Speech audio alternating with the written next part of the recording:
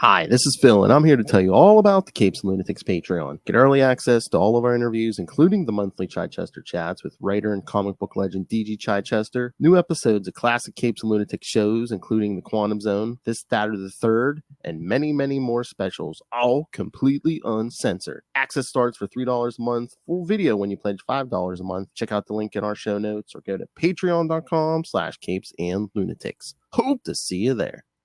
This is Ron Mars. You are listening to the Capes and Lunatics podcast. In brightest day, in blackest nights, no evil shall escape my sight, but those who worship evil's might. Beware my power. Green Lantern's light. Hello and welcome back to Sector 2814, the Green Lantern podcast, and Black Lantern for a while here. I am Phil. Joining me, as always, master of all cores, all colors, living and dead. There it is. I am Will. Hey, everyone. That's right, kids. We're back this time for week 3 of our Blackest Night coverage. This time we'll be covering Blackest Night Batman #1, Blackest Night Superman #1, Blackest Night Titans #1, Green Lantern Corps 39, and Starman 81. And again, whoever thought to bring back a series that had been canceled as a zombie series is freaking brilliant. Exactly. So yeah, we are gonna have a mixed little grab bag tonight, a little bit of everybody. Yeah, and I get the feeling, and we'll get into it that the limited series are going to be a bit repetitive. I think, yeah. But we do get a pretty awesome, Cape Crusader in this limited series, and who might that be? Oh, boy, I don't know how to answer that because it is Dick Grayson, but also he is operating as Batman, my favorite character. Come on, Ray, let's resurrect some feedback here. Mm-hmm. Oh, there we go. That's a good one. Thank you. I'll be here all week. We are. This will be appearing in the new year, and both of us are now actually also in the new year. Yes. January 2nd. So happy New Year. Happy New Year. This will show up like third week of January, but anyway, yes, yeah. Finally, we're in the present. Kind of. We are in the future. Yeah. Yay. Any good? You do? Yeah. Did you get any Green Lantern merch? I got the Blu-ray of the animated series. Oh yeah, that's right. Did we talk about this last? No, we didn't talk about this last time, did we? We talked about Christmas last time. Oh yeah, that's right. Because now it's after New Year's. Yeah. You were gonna pick up I guess the latest War Journal. Oh, I did get the War Journal. Did we? I thought I talked about that last time. Alan Scott, I think, came out since we last spoke. Oh yeah, that's what it was. Yeah. I'm trying to remember what happened. On mine. Yeah. See, it seems I won't spoil. It seems like there may be a connection between Alan's past and the Red Lantern. So, let's see. Red Lantern, daughter named Ruby. Green Lantern, daughter named Jade. I don't know what connections you're talking about, dude. Completely different characters. Yeah, true. I know. Let's just say besides the new issues, I don't think there's any news on the Green Lantern front. I was gonna say, should we jump in? We do have 5 issues, and there is a lot going on. Let's do it. A lot going on here. All right. So should we should we tackle these in the order we had them? Batman, Superman, Titans, Green Lantern Corps, and then get to Starman. Sounds good to me. I don't think it really matters. All right, so all right, of course, because again, I know my audience. Yes, we are going to start with Batman. Batman, my favorite character. So much better when he's sitting there than you can do it to his face. All right. I know it is. It is. It really is. Check out any episode of the Wondercast. All right. So yes, we'll start with Blackest Night Batman #1 from October 2009. Who Burns Who? Part 1. Who Burns Who?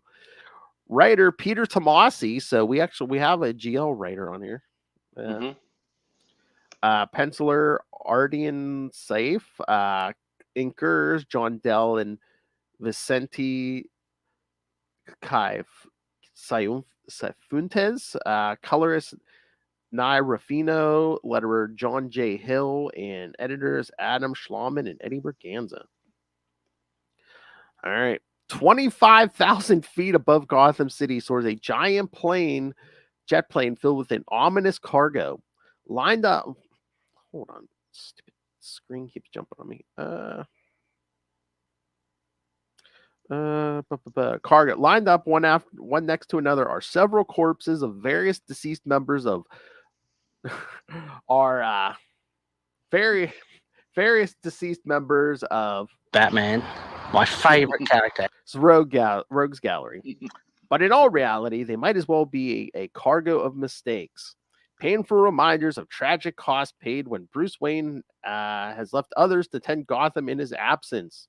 Arnold Wesker, the first ventriloquist, Margaret Pye, or Magpie, Arnold Etchison, Abattoir, Anatoly Kanazev, KG Beast, all brutally murdered. Also in cargo hold are the bodies of Roland Desmond, Blockbuster, Edmund Dorrance, King Snake, Deacon Blackfire, and the Trigger Twins.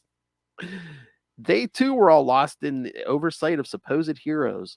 All are now on their way to safekeeping beneath the Hall of Justice. And again, we did this whole storyline in Nightwing about, there was a mad scientist digging up dead villains and stuff, trying to steal powers and stuff. And I believe Tomasi wrote that too. So, that makes sense. I mean, yeah, I was thinking Blackest Night is just starting to hit, so why would they have thought to do this? It would take time to gather up all that. Yeah, because I think Tomasi was the last writer in Nightwing before he had before they canceled that book and he became Batman. Yeah. Gotcha. Yeah, but they're all on their way to safekeeping beneath the Hall of Justice. With Blackest Night descending upon the entire universe, the Justice League has decided to take extra precaution with the bodies of those no longer with them, exhuming their corpses and shipping them to a safe location far out of the reach of the black threat that slowly closes in. But it looks as though it's all too late. A swarm of black rings tear through steel, glass, and human flesh like tissue paper on their way to their final destination. Rebirthed in the unholy glow of the black rings, the corpses rise, evacuating the plane as it bursts into flames.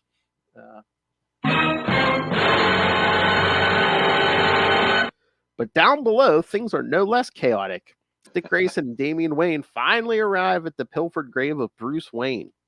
Blackhand has stolen his skull, carrying it around with him, licking it, covering it in a makeshift cow of black energy. Following... Who is this, Ray? Licking the skull of Batman? Come on. What the F? All right. Following the battle between Green Lantern, Flash, and Martian Manhunter, the cemetery looks as though a bomb went off underground, vomiting up the contents of the earth below. Splayed open as though on display are the coffins of Martha and Thomas Wayne.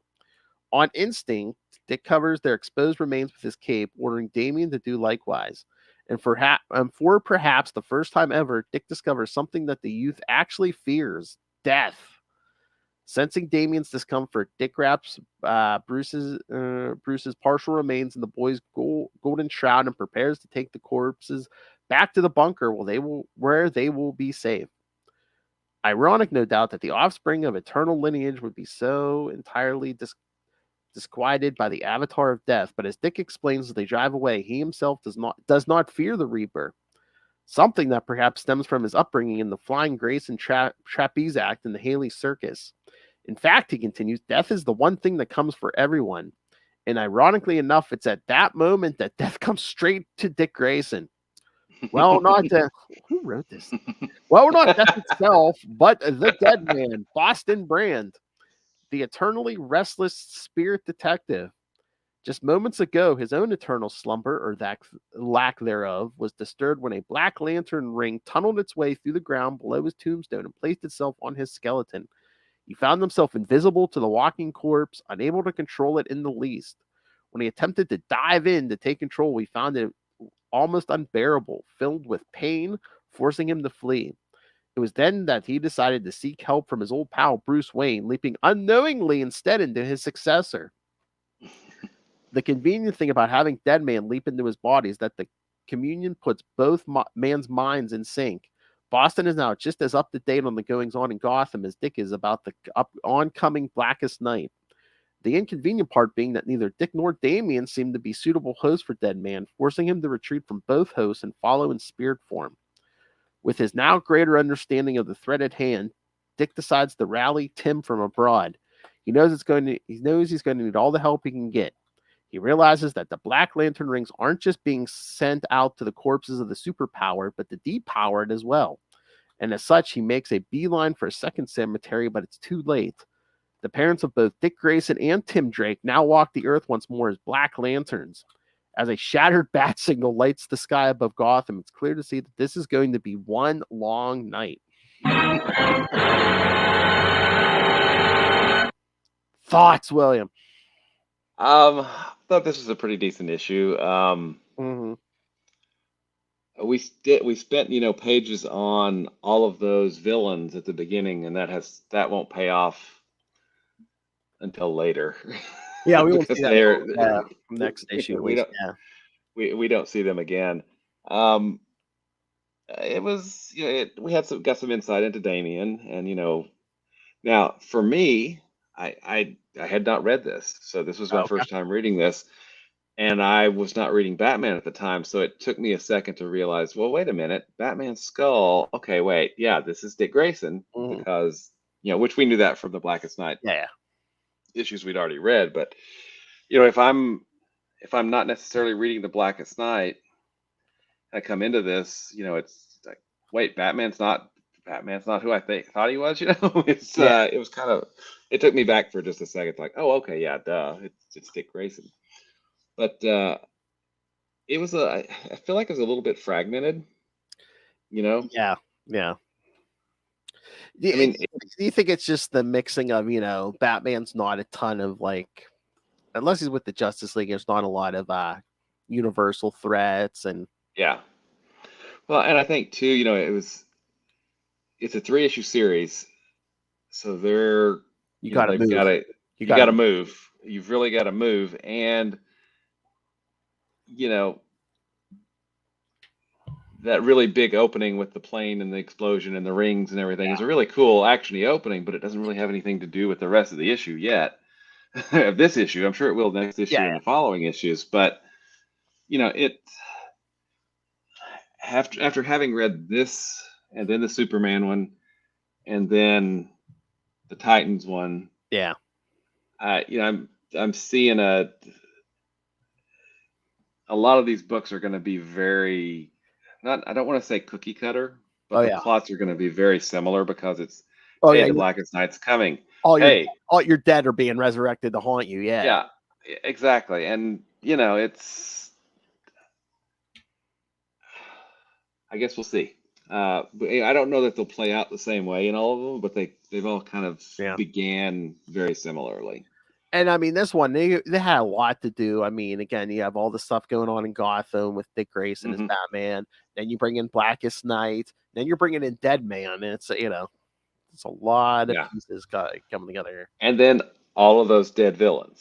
That was a cool visual at the end when all the you just see the shadow of the zombies crawling over the bat signal and stuff. And very cool. But I guess too the dynamic, and I don't know the dynamic between Dick and Damian, right? Because it's not.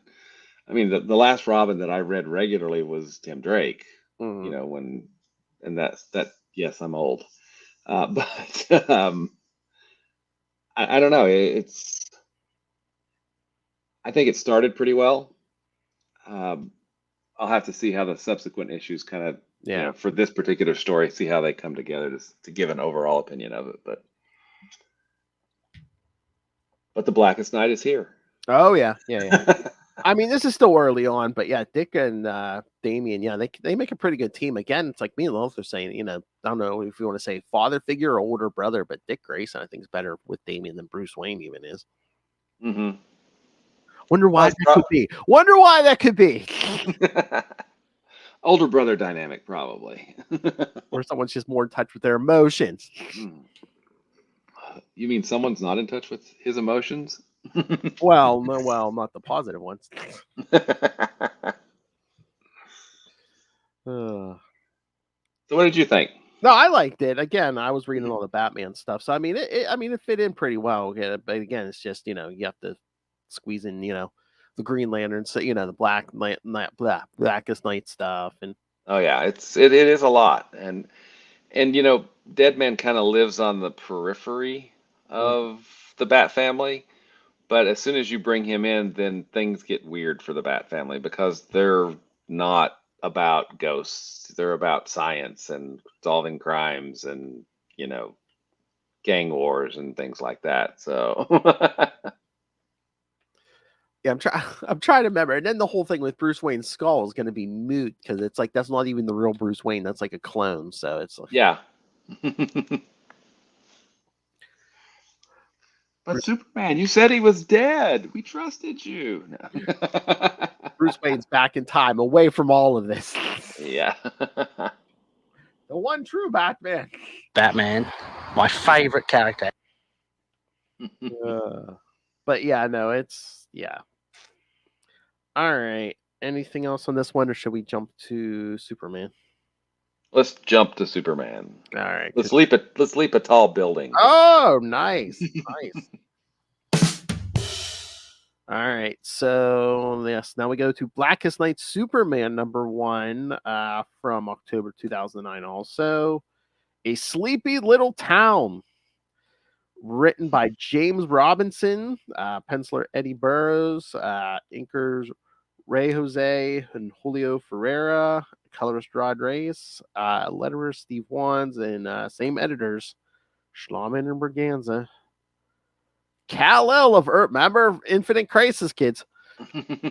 Kal-El of Earth 2 is turned into a Black Lantern and rises from the grave.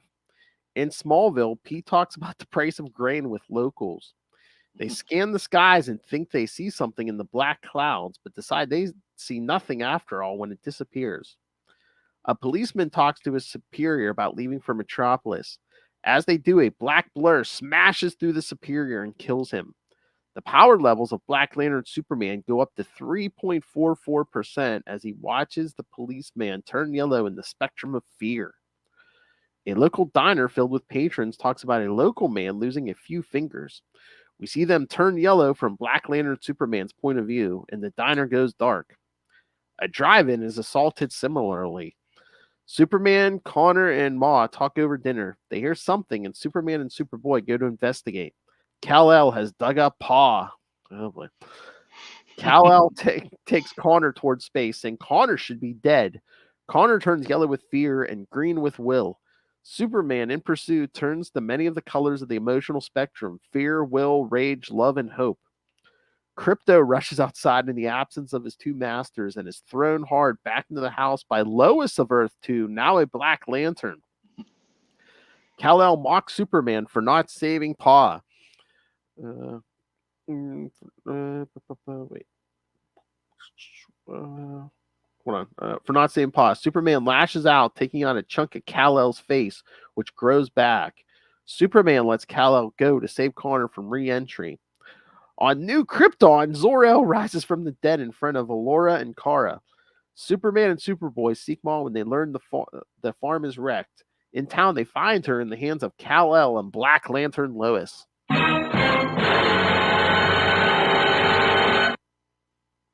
So yes, kids, remember, as we'll see in a little bit here, this is not just on Earth. This is going on everywhere.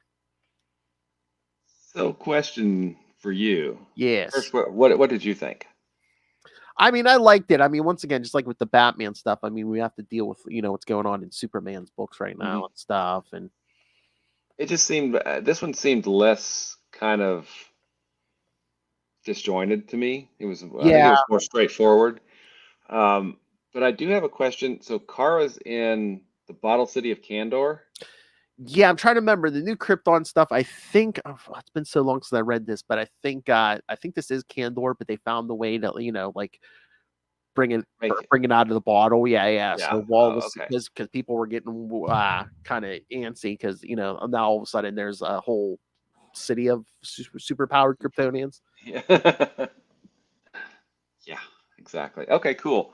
Yeah, I thought this one was good. This one I think I liked a bit more because it was a bit more straightforward. There was less moving parts too. Yeah, I mean, Yeah. instead of like army of villains, you got basically just Earth 2 Superman and Lois, and Yeah. you didn't have to deal with a dead man, and yeah, it was basically straightforward. It was a Superman story, but here's 2 Black Lanterns. Yeah.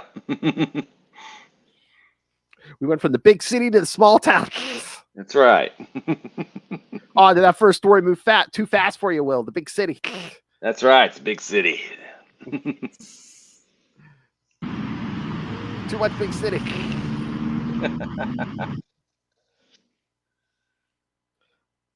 But yeah, no, I mean, this is interesting. I mean, and again, you got Superman at Earth 2, who I don't know, he might be more powerful than Earth 1 Superman at this. Well, he is. I mean, he's much older, right? He's true.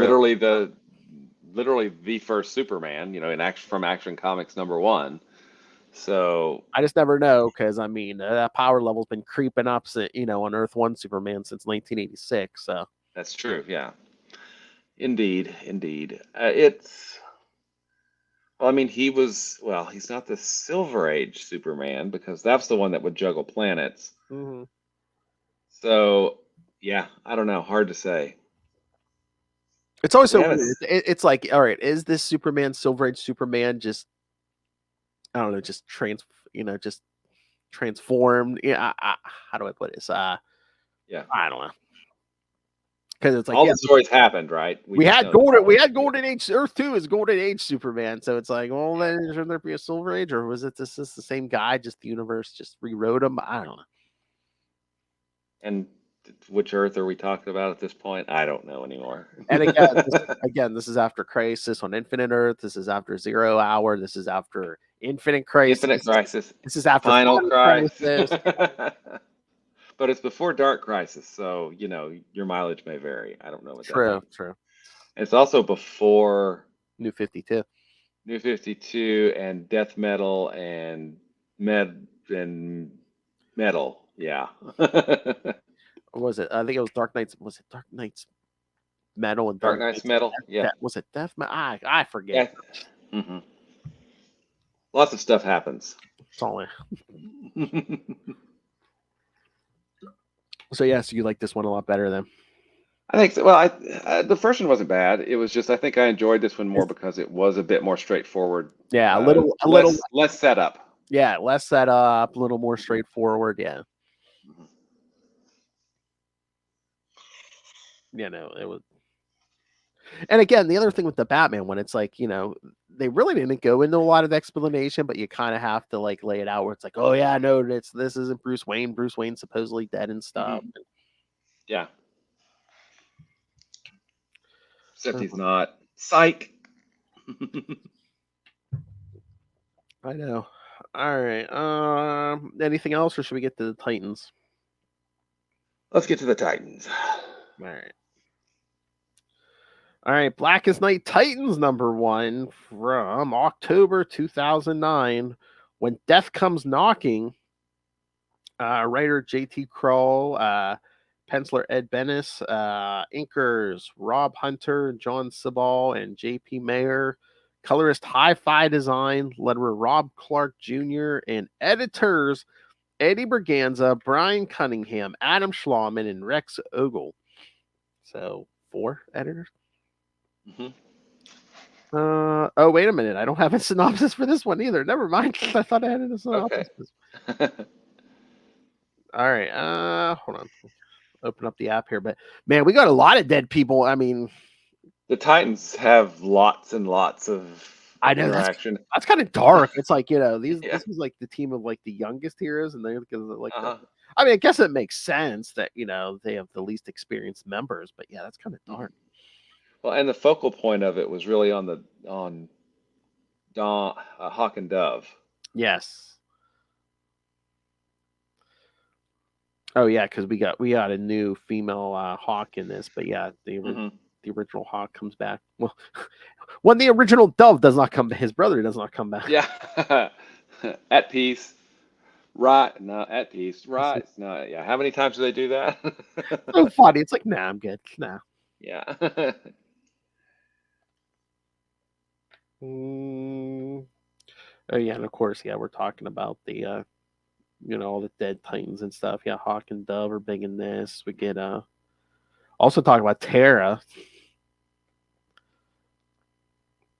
Oh yeah, and But that's not going to come back to bite anybody. No. Oh, is that a zombie joke? Probably. Well, they did start the issue out with Deathstroke, Ravager, and what was the other one? Oh yeah, Deathstroke. Oh, Red Star. Red Star, yeah. Yeah. The Russian guy, get it? He's sitting there drinking vodka. Get it? Oh, okay. I didn't know you had to be Russian to drink vodka. But they have it right there with the label facing you and everything. It's like you can see he's drinking vodka.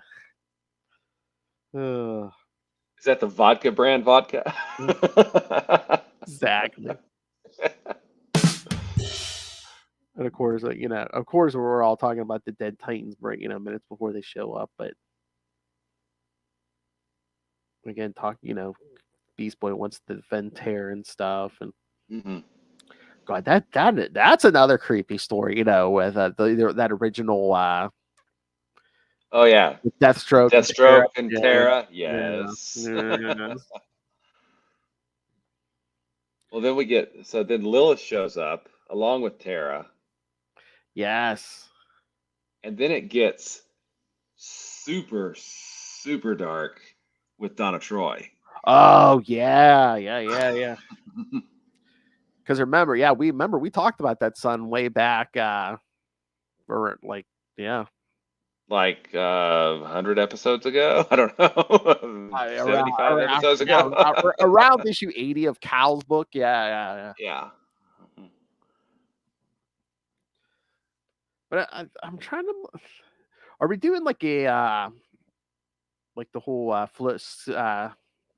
floating time scale with this kid? Because it almost seems like they're trying to make the kid like a baby. I'm like, wasn't he at least walking around and talking when he was? I thought so. Yeah. He was when they were hanging out with Cal and stuff. Yeah, at the zoo. Yeah. I think this is like Franklin Richards shenanigans. It's like because he was talking. Yeah. Because it's like here, it's like, oh, it wasn't Donna. He had his second tooth. Yeah, he just got his second tooth. I'm like, really? Late bloomer. I know. I was going to say the kid seemed like he was at least ready for preschool or something in that in that story when him and Kyle went to the zoo and stuff. So yeah, I don't know. Well, once again, this is after Infinite Crisis and every other. So who knows? Crisis, yeah. Yeah. I think Joe Chill is once again the killer of the Wayne. So stuff changed. Oh, okay. I didn't know that changed. It seemed for a while every crisis was changing it. 0 Hour, it's like, oh yeah, he didn't know that killed his parents, and then Infinite Crisis rolls around. No, it was Chill, and then it seemed like with every crisis they kind of flip flop back and forth with that. Yeah, I hear you. Oh, we were laughing about that because Lilith and I just covered I don't know if you ever read it. It's a 3-issue miniseries. It's pre-crisis. It's the Untold Legend of the Batman. Oh yeah, I think is that by John Byrne art? Yeah. Yeah, and it's so funny. Yeah, because they do all the origins and everybody in it, and then they do.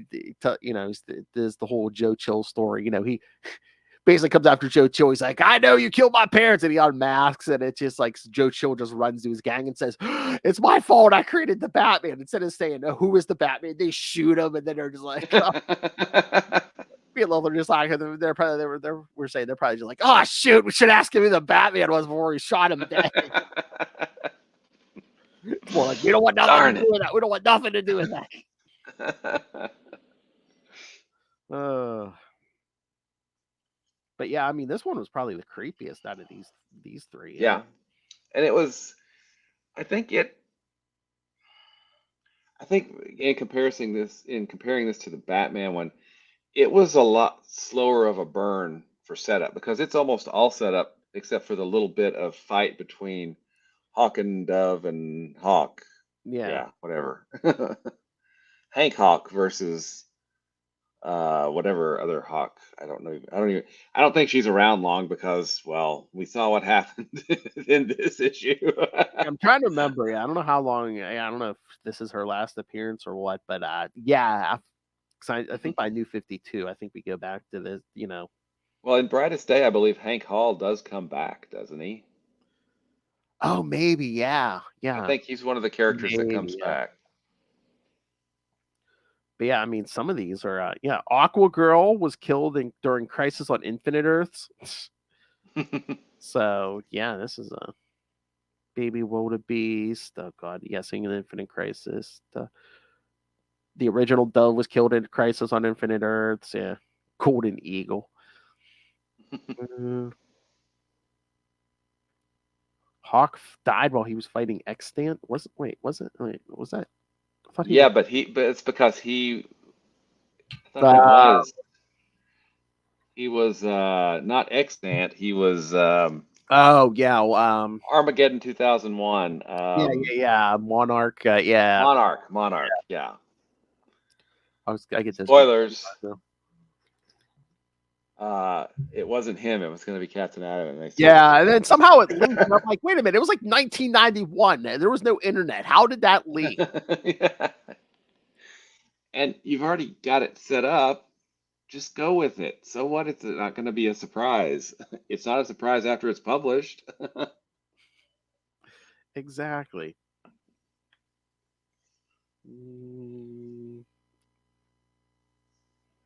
Oh yeah, the first Ravager, Deathstroke's son. Yeah. Tara died during the Judas contract. Oh yeah, Terry Long and their son Robert both perished in a car crash in Wonder Woman 121, Volume 2, 121. Mm-hmm.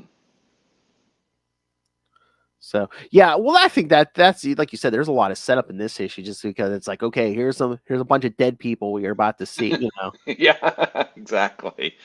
Here's the emotional connection that you're about to have to all these dead people that you're about to see. This is what they mean to the Titans. Yes, it's like Beast Boy loved Tara. Yes, the old Hawk was Dove's old partner.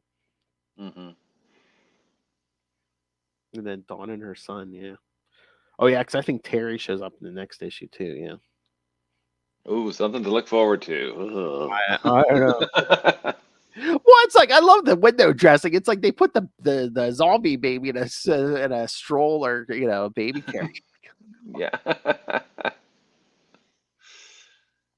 Yep. Not creepy at all. No. All right. Anything else on this one, or should we move to the Green Lantern Corps issue? Well, let's talk some Green Lantern Corps. All right, let's get to our bread and butter. All right, Green Lantern Corps number 39, of course, from October 2009. Fade to Black. Writer, once again, Peter Tomasi. Penciler, Patrick Leeson. Inkers, Rebecca Bachman and Tom Guyon. Colorist, Randy Mayer. Letterer, Steve Wands. And one editor, Adam Schlauman. Guy Gardner and Kyle Rayner are headed back to Oa after attending Tribute Day, during which Guy took Ice to dinner, who then taunts him about fellow Lantern Soranik Natu, telling him to move on after Jade's death, whom he was told by a Star Sapphire he was really in love with. I'm like, wait a minute. That's the first time they revealed that here, right? That it's like, yeah, it wasn't. I think so, yeah. He didn't see her. He saw Jade, but he just told Soranik. He told Soranik he saw her, yeah. Yikes. They then meet up with Island and Soranik Natu and exchange pleasantries and recent events, the power battery shell disintegrating, before being interrupted by a huge swarm of black power rings, which they can't guard against, and pummels through them. Meanwhile, Green Lantern Arisia Robb is helping the reconstruction of the planet Daxam. Senator Dero orders his men to throw a still living Sinestro Corps member on the pyre of the fallen enemies, which shocks Aricia, who tries to reason with him. Instead, she is told by him that now that they have power of their own to protect themselves against aliens, and that they will show no mercy or pity, and that their sympathies now lie elsewhere. Furthermore, they want her off their world despite the help she has given them saving it. As Senator Dero Yad grabs her head, she punches him and leaves the planet, stopping at its now yellow sun, which fellow Green Lantern Sodom Yad turned from a red star into a yellow one. And she remarks how he was right about them and that she wishes she could pull him out there, but that it sadly is too late for that. In Sector 3599, Crib's children are calling for her. Meanwhile, she is encased in crystal on Zamaron, while fellow Sinestro Corps member Tikik tries to free her. On Korrigar, Mongol and his squadron of the Sinestro Corps are telling the conquered Korrigans that they chose wisely in choosing existence over extinction, and that he has seen races make the opposite choice. A Korrigarian then tries to attack him and gets killed, and he exclaims that this will become the new base of the Mongol Corps. Someone's got a problem with that. I wonder who that would be, Phil. I don't know. Twirling mustache. Back near Oa, Kyle Rayner, Guy Gardner, Island, and Sornik Natu go to Afterburners and throw up a combined barrier to stop the Black Power Rings to no avail. They then decide to head down to the planet to the central battery while trying to contact the other lanterns, but interference is making it difficult. At the power battery, they address their fellow lanterns gathered there physically, telling them of the unstoppable approaching black rings, which then fly down and ignore them as they try to stop them. Instead, they are heading for the crypts of the Green Lantern Corps. Guy tells Salak to contact the Guardians, but they are unavailable. In the crypts, Green Lantern Moro waits for the coming arrival of the Black Lantern Ring swarm, which reaches him and cry out for flesh. He tries to fight them off while they cry out the names of the dead lanterns. Then Tomar Ray and the other dead lanterns start to return to life as an explosion happens.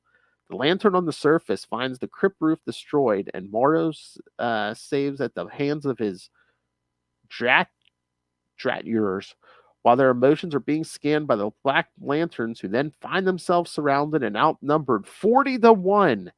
The resurrected Black Lantern Jade then grabs Cal by the throat while hitting his head into the pavement and telling him it's time for him to realize that two hearts are better than one. And didn't even mention one of the big resurrections, Cap Matui. Kat Matui of Korrigar, Jack T. Chance of Garnet. We get Tomar Ray. Tomar Ray of Xandor. Yeah, it's not looking good for our peeps there. Ew. Oh, Buzzed. Buzzed is back as a Black Lantern. All right, so yeah. And of course, okay, I do have a question about the final page of this. All right. So was Jade buried on? That's what I was thinking. I was like, aren't the crypts just for? I mean, is she considered technically a member of the Corps because she did wear a ring for a while during, when it was just her and Kyle? Did Kyle move her there? Because I thought he was visiting her grave on Earth. No. And that's what Guy was even talking about, was, hey, you went to Valhalla, right? Which is where he saw Jay. So, yeah, I don't know why she's there. That doesn't make a lot of sense to me. I mean, even just a simple explanation of keeping the body safe like they were with those villains. But that's I was asking myself that question too as I was reading this. I was like, wait a minute. Oh, but this is good. Those pages with Aricia. Yes. Those aren't actually in the hardcover here. They actually skipped those. They collected them at the end of the last issue, the last collection before. So what we get this. So we go from the 2 pages where the rings are beating the crap out of, Soranik and Kyle and everybody, to just this page, which is kind of a black, with the black rings and everything. I don't know. Can you see that? Yeah. And then we get to Crib on uh, the homeworld of the Zamara. So yeah, interesting. I was gonna say, I'm trying to just. Yeah, again, is it like, did Jade pop out of the crypt on Oa, or did she like come all the way from Earth? Yeah, it's kind of confusing. Hmm. Well, and we will probably find out more, Oh next issue as well. Hmm. exactly. All right. Should we get to the last one? Starman 81, That's right. All right. a resurrected zombie series. That's right. All right. I'll do the credits again. No synopsis. So, Starman 81 from March. Why does it say March 2010? Blackest Night Starman. James Robinson, writer again, penciler Fernando Dagnino, inker Bill Sienkiewicz, colorist Matt Hollingsworth, letterer John J. Hill, and editors Matt Idelson and Will Moss. All right, so yes, I have no synopsis. So, all right, you know what? I haven't read the whole Starman series. I've read the back issues. I have collected, but you've read the whole thing, right? Yeah, it's been a while though. One of the things that's on my list to finally catch up is get the omnibus hardcovers. They called them omnibuses back then. They aren't this omnibus. Okay, you can. And I don't think it's ironic that you could kill somebody with the Blackest Night omnibus. Oh yeah. Maybe that was the intent. Anyway, part of this issue for me was that was cool was one, James Robinson was writing it, and he wrote the Starman series from the 90s. Yes. But it was a little disappointment because we didn't see Jack Knight. No, right? We didn't see the character, and I have to be honest too. I don't think the art was bad. I just the style of it did not really work with me, especially coming from seeing Tony Harris, who did those covers and did the art on that series, right? Opal City has a particular look, and the art, has a particular look for that series because it was so consistent for so long. So that kind of pulled me out of it a little bit. But I mean, the Shade is a cool character, he was there from the beginning, and getting to revisit some of those characters, the O'Dare family, and remember a little bit about how Opal City's set up and all that stuff. Even referencing the whole, because every year there was a Talking with David issue where he would talk to his dead brother, and his dead brother would talk back. They would have a conversation or something. So I mean, it was a really, really good series, and they made the decision to end it because the story was done, right? And it's I think it was, I believe the great Archie Goodwin was the editor on the series. So it was 80 issues. Let's see, that's 6. So it barely made it into the 2000s. I think the final issue was like 2001 or 2002. I Number know 80. it was early 2000s. Yeah. Mhm.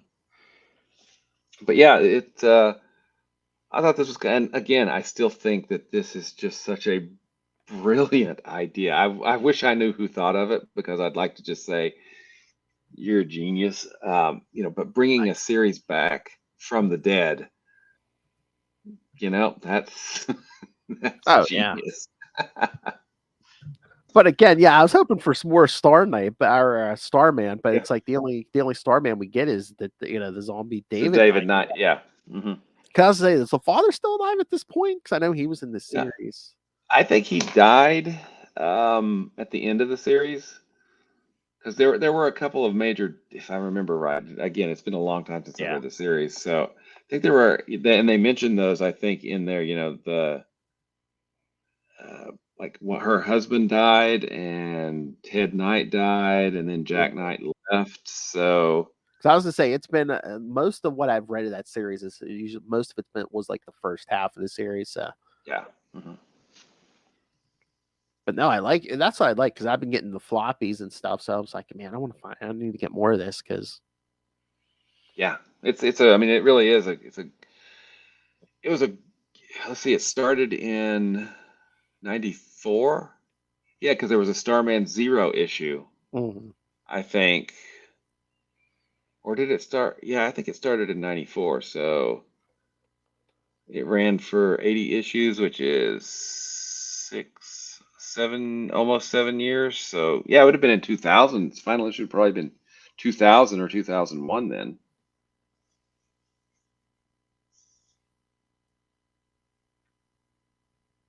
but yeah, like you said, the art's not bad. It's just Well, and it's different. It's not what I expected, coming from, a familiarity with that series, right? yeah. I mean, it's got Bill Sienkiewicz doing freaking Bill Sienkiewicz is the Oh ink yeah, issues there. So, it's just I don't think that style really fit with my expectation, which again, not necessarily that's me. That's not on the art team, but my expectation of what the Shade and Opal City and the O'Dares and everything was kind of supposed to look like in my mind. and I've seen it before with a different penciler too. But I think when you have to pair Sienkiewicz with like the right kind of penciler, otherwise it Yeah. kind of Mhm. I don't know if I don't want to say muddy, but it kind of gets Yeah, absolutely. I mean, he's a brilliant artist, but he can sometimes overpower, a penciler if that penciler's not necessarily, thinking about how he's going to ink it, I think. yeah. But yeah, I was surprised because I was like, oh yeah, I was like, I see this young guy. I was like, oh yeah, that's the Shade. Yeah. Yeah, I was thinking, wait, that looks like Jack Knight. I Hang know. on. I I, thought, I read it said the Shade. I went, wait a minute, hang on. Oh, that is the Shade. Okay. Yeah. He didn't look like the Shade, initially. So that kind of threw me for a second. But yeah, I thought the story was really good. I mean, it's James Robinson. It's the characters, he created, him revisiting them, what, almost 10 years later, yeah, which is kind of cool. I do like that scene where when David rips his heart out, the Shade's heart out, and then it's just like, Yeah. oh, Okay. Yeah. It's like, they give him a name. I can't remember, something Swift, Richard Swift, yeah, Richard Swift. yeah, And the ring starts to say arise. And it's like, psych. yeah, because he comes back and then the rings are like, Yeah. It's like, "Grr, you got me all the way out here for nothing." but yeah, I mean, that was good, but I was just like, I was a little too quick, a little too quick and done for me. Yeah. Well, and this is also pointing out something I think that is I mean, I get that they're trying to make this a big deal, right? Yeah. It is a big deal. But these Black Lanterns kill a lot of people. I mean, we see a lot of death in just these little issues right here. And the ones that we've seen, rings blasting through people and, you know, Black Lanterns going, I'm going to eat some hearts tonight, So it's, I don't know, it's the shock value of that, I think, has worn off a little bit. So, maybe maybe there's a better balance that could have been struck. I don't know. Yeah, That's the armchair quarterbacking, 15 years later. So, but again, that's like the disturbing trend that we got. If like once we hit the 21st century, where it's like, they weren't too concerned with stories. Like, let's have a high body count. Let's yeah, blow up town, exactly. or Let's the blow hero. up Coast City. Yeah. Oh yeah, well, I'm sorry. Yes, before the 21st century. Right. which kind of had a big effect on, I don't know, this podcast, right? Oh yeah. Oh yeah, had a big effect on Will's mental well-being. Exactly. But yeah, I mean, I thought the story was good. Again, getting to see these characters again, written by James Robinson was very cool. All right. Anything else, Will? What do you got, man? What do you think? Anything you No, want? I'm enjoying it so far. It's like I said, it's a grab bag. It is, and I think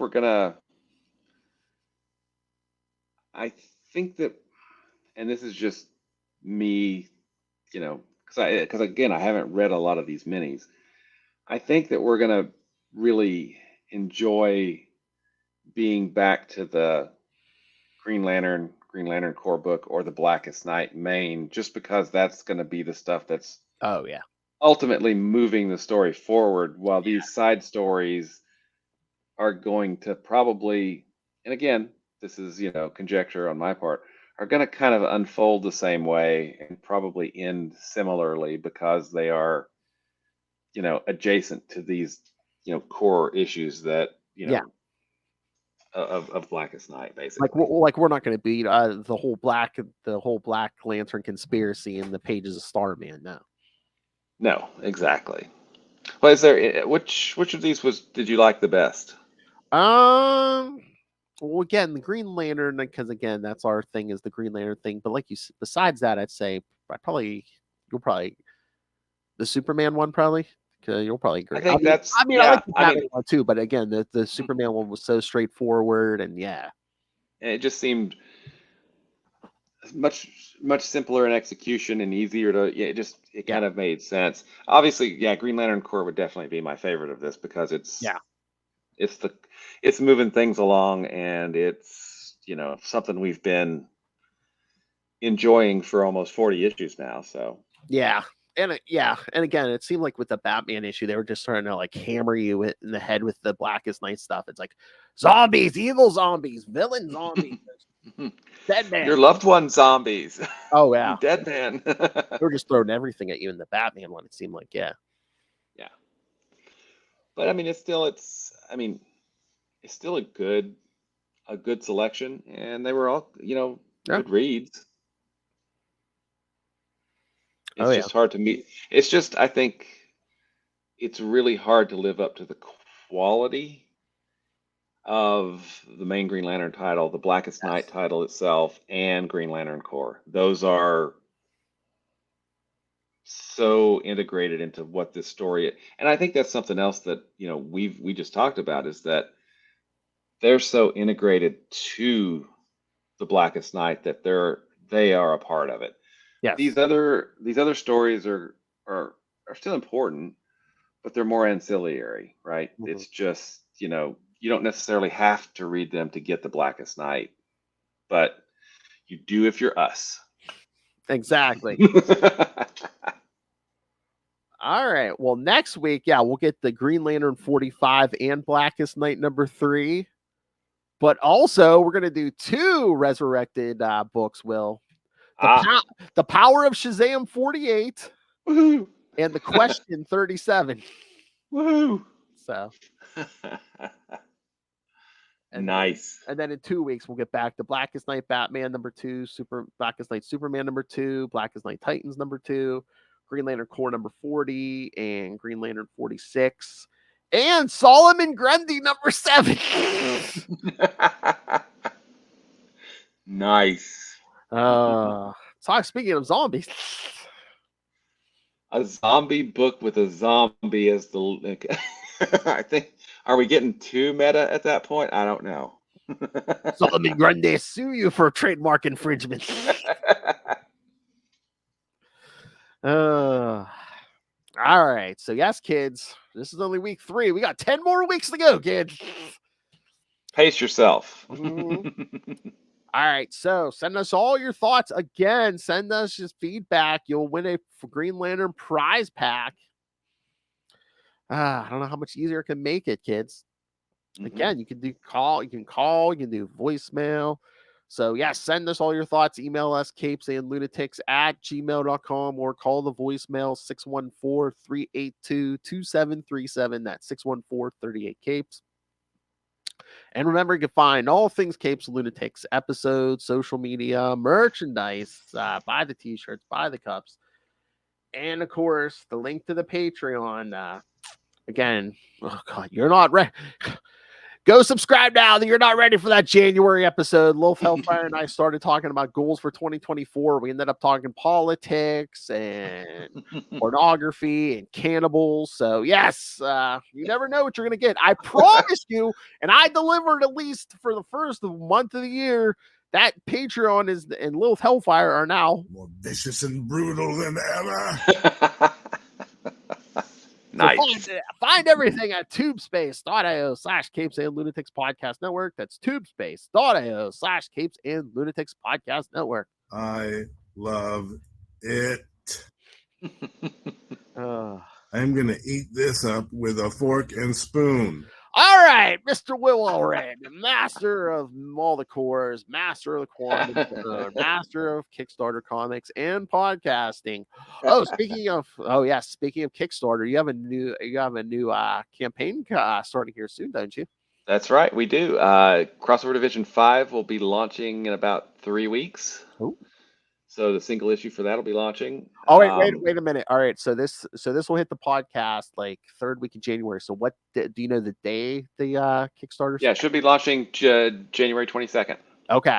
All right. So yeah, this should still be up before then. So yeah, January 22nd, kids, go. Yeah, check out if you want to have a quick and easy way to get to it, go to crossoverdivision.com and there will be a link to the Kickstarter, or you can just go to crossoverdivision.com/KS or /Kickstarter. Either one will get you there.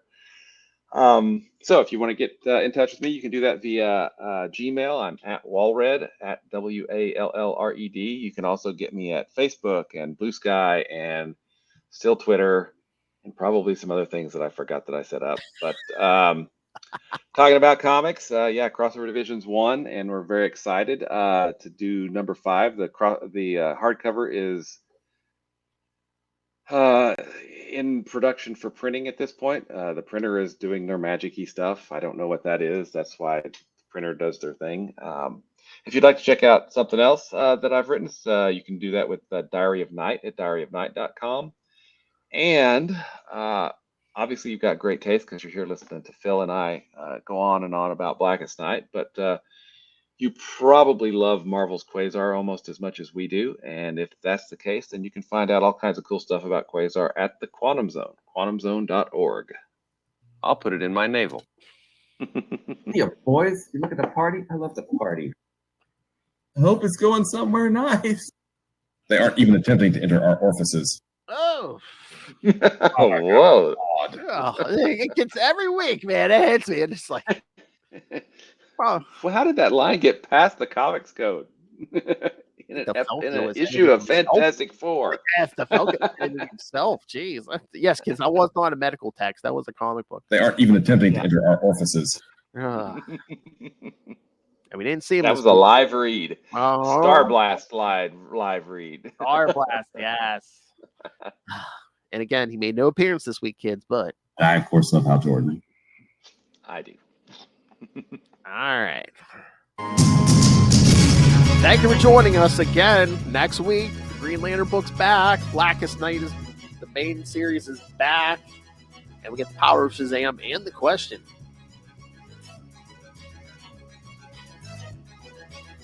I don't think I read either the Power of Shazam one or the Question one. I was reading Power of Shazam at the time. Wow. I think I got it, but I don't remember reading it. So yeah, I was gonna say I never read the Catwoman one, the Batman one, the Superman one, Titan one. Huh. All right, kids, come back next time and remember, life is rough in the big city. Dog eat dog. Good night. Zombie eat zombie.